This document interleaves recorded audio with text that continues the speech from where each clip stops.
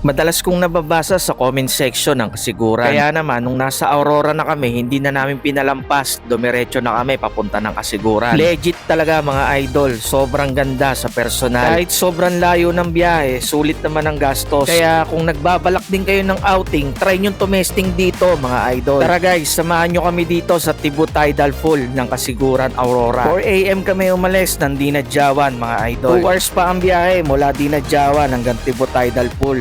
Ang ganda talaga ng kalikasan. Bigla mo, mangit ah. Ganda ng kalikasan. Ano to? Ba't may puwit?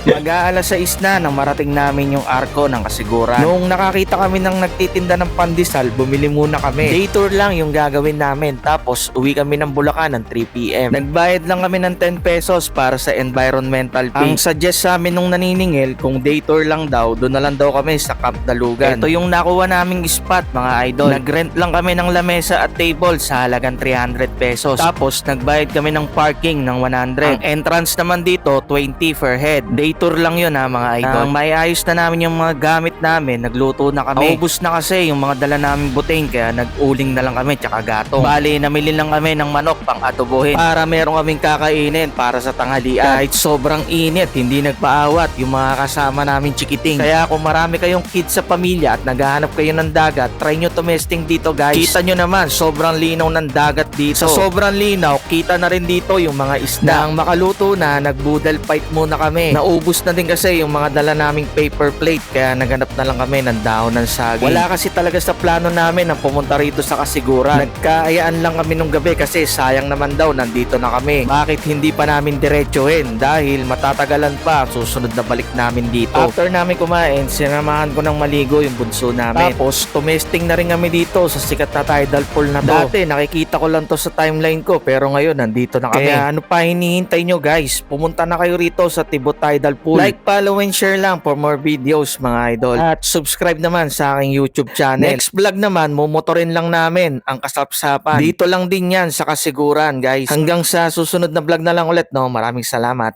Bye bye.